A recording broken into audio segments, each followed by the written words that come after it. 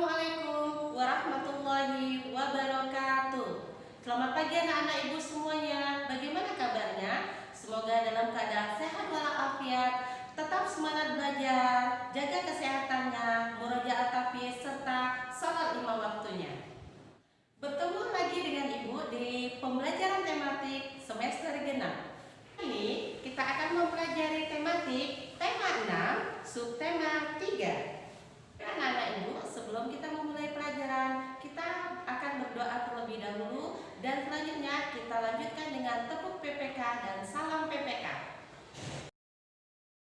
Berdoa mulai. Bismillahirrahmanirrahim. Raditu billahi rabba wa bil islami dina wa bi Muhammadin nabiyyan wa rasula. Rabbi zidni ilma warzuqni fahma. Amin. Tepuk PPK. Religius, nasionalis, mandiri, gotong royong, integritas. Salam PPK. Salam cerdas, berkarakter, menyenangkan, luar biasa, hebat. Baik anak-anak ibu, sekarang kita masuk ke penjelasan materi. Baik anak-anak ibu yang soleh dan soleha, sekarang kita masuk ke pembelajaran tematik tema 6, cita-citaku. Subtema 3, giat berusaha meraih cita-cita. Anak-anak ibu semuanya siapkan buku tematiknya. Kita buka masuk ke halaman 80. Sebelum masuk ke pembelajaran, ibu akan menjelaskan terlebih dahulu tujuan pembelajaran. Yang pertama, siswa dapat mengamati keragaman yang ada di sekitar. Yang kedua, siswa dapat membaca puisi dengan lafal, intonasi, dan ekspresi yang benar. Ketiga, siswa dapat mengetahui pentingnya pelestarian makhluk hidup bagi lingkungan yang tepat. Yang keempat, siswa dapat menjelaskan sumber daya alam, hewan dan tumbuhan yang ada di daerahnya.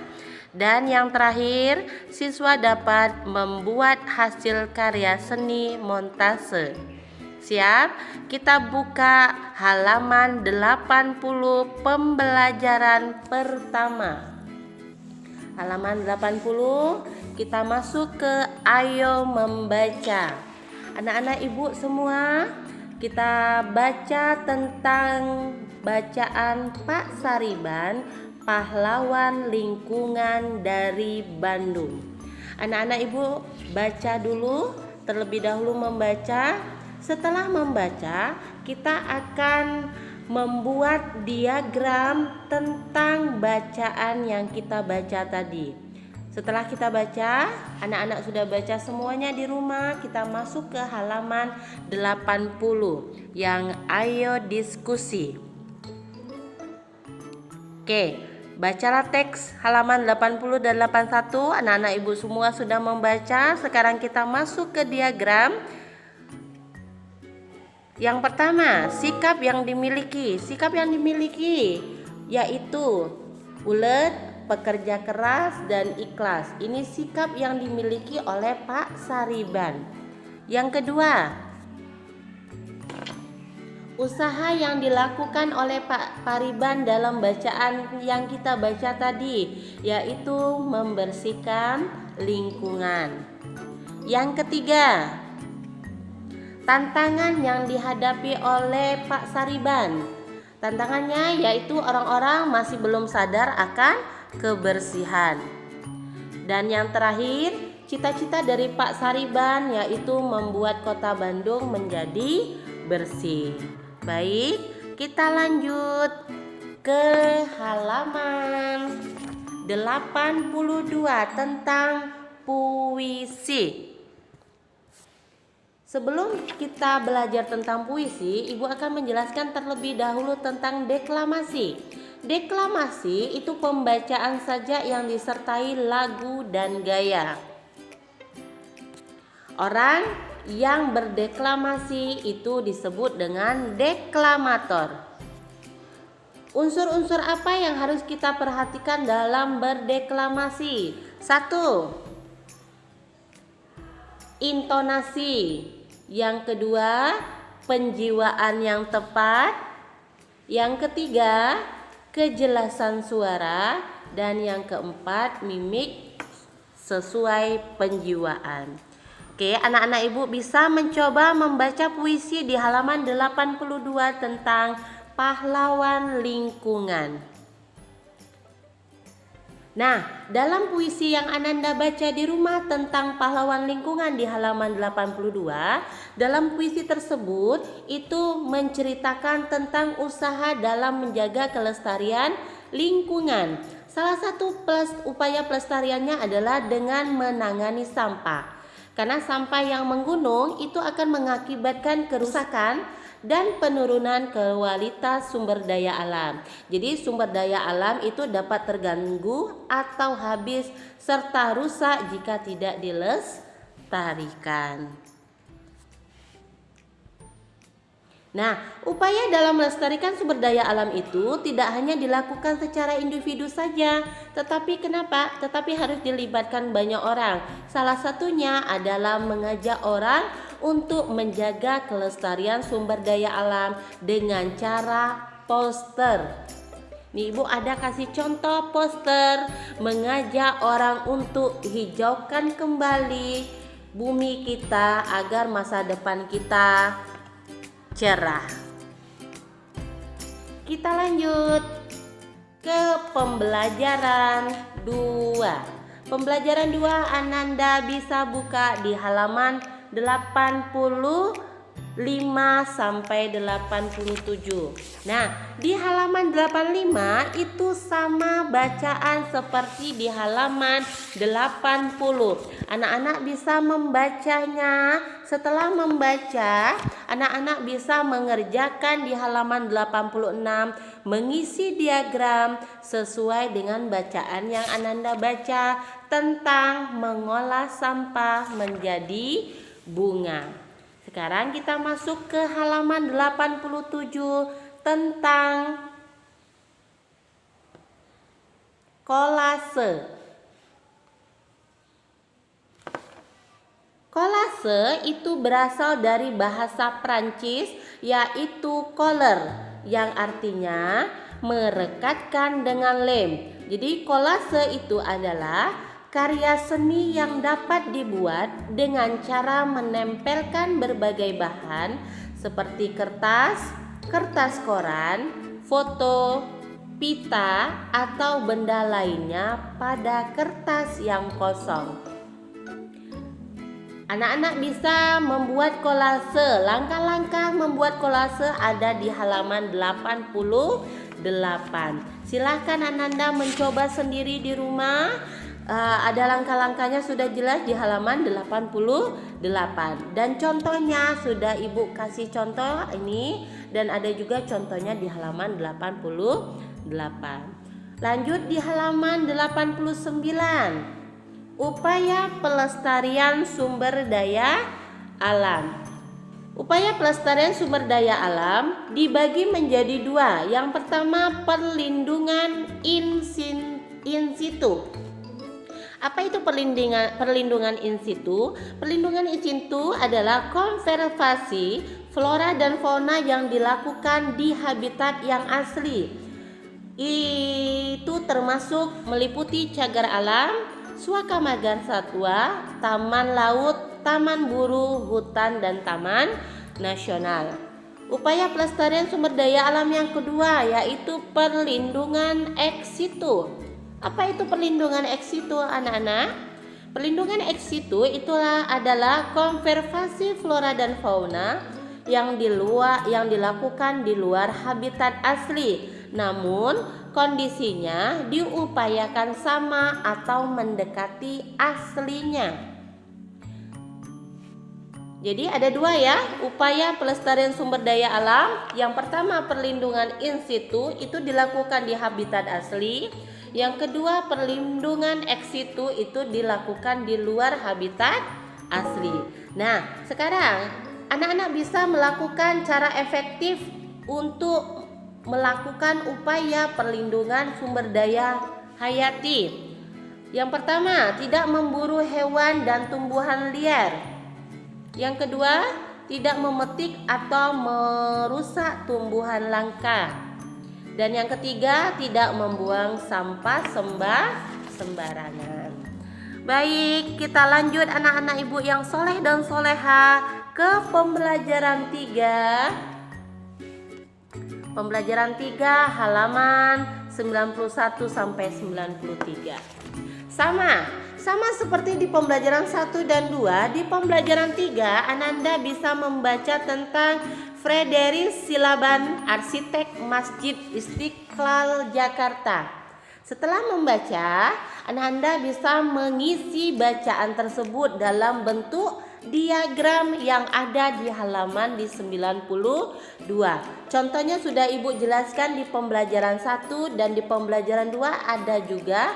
Jadi di pembelajaran 3 sama seperti di pembelajaran 1 dan pembelajaran 2. Sekarang kita masuk ke nama-nama tempat ibadah yang ada di Indonesia.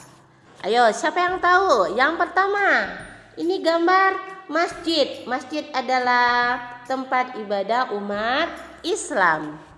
Yang kedua, gereja, tempat ibadah umat Kristen dan Katolik. Yang ketiga, kelenteng, ini tempat ibadah umat Konghucu. Yang keempat, ada nama tempat ibadahnya pura, ini tempat ibadah umat Hindu atau agama Hindu. Dan yang terakhir ini adalah wihara. Wihara adalah tempat ibadah umat Buddha atau agama Buddha. Jadi ini nama tempat-tempat ibadah yang ada di Indonesia beserta agamanya. Lanjut. Di peta tematik persebaran flora dan fauna di halaman 94. Oke, sebelum Ibu tematik petanya, Ibu akan menjelaskan apa itu peta tematik. Peta tematik sumber daya alam adalah sebuah peta yang menggambarkan persebaran sumber daya di suatu wilayah. Sumber daya alam dibagi menjadi dua, yaitu sumber daya alam tumbuhan, contohnya tanaman pangan, perkebunan, pertanian, kehutanan, dan lain-lain. Sumber daya alam yang kedua yaitu sumber daya alam hewan, contohnya hewan liar dan hewan ternak. Perhatikan dua contoh peta tematik di bawah ini di halaman 94 dan 95. Peta yang pertama ini adalah peta Indonesia.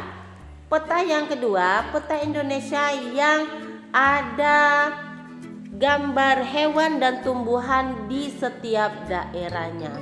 Ananda semua bisa melihat di halaman 94 dan 95, atau yang ada peta di rumah silahkan buka buku petanya. Lanjut anak-anak ibu yang soleh dan soleha ke peta persebaran bahan tambang yang ada di Indonesia.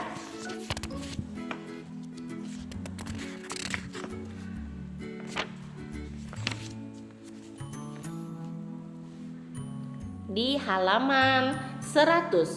Jadi pemetaan persebaran sumber daya itu penting untuk diketahui ketersediaannya. Dengan demikian sumber daya alam dapat dikelola dengan baik.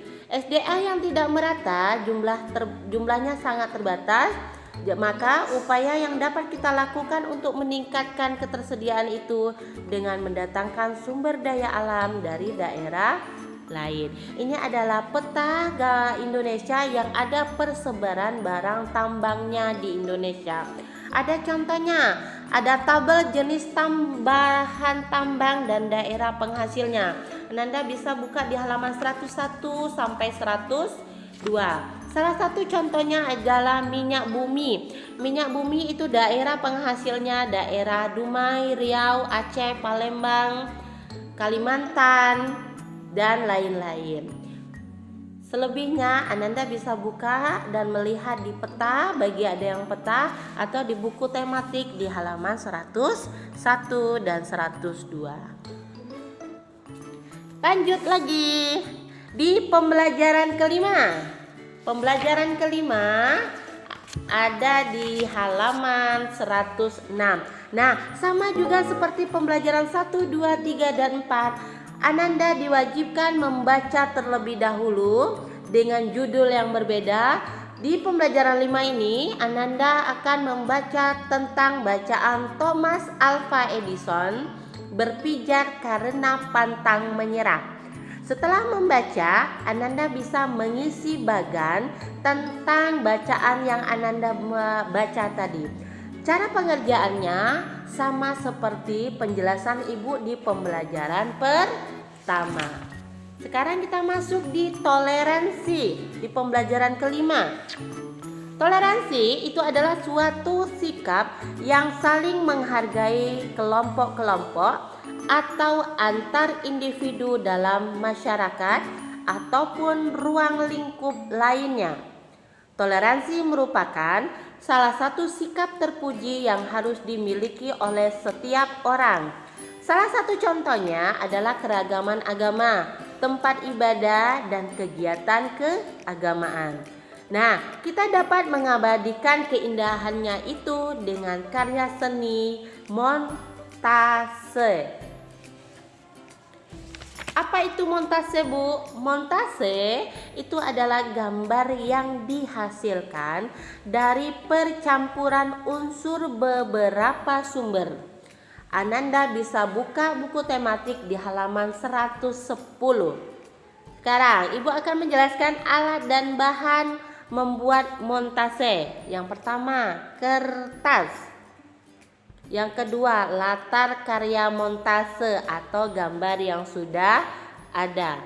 Yang kedua, lem kertas, gunting, atau alat gambar lainnya. Nih, ada contoh montase gambar. Gambar apa ini anak-anak? Ya, betul. Gambar tempat ibadah agama yang ada di Indonesia. Ini ada gereja untuk umat Kristen dan umat Kristiani.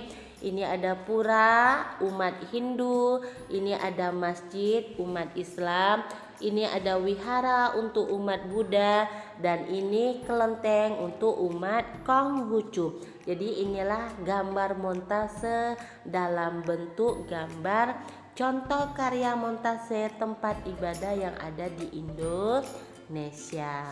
Anak-anak bisa mencobanya menggambar montase di rumah. Selamat berkarya.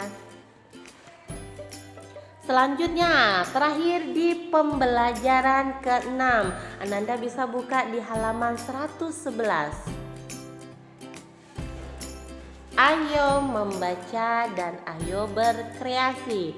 Ayo membaca, Ananda semua bisa membuka halaman 111 sampai 112.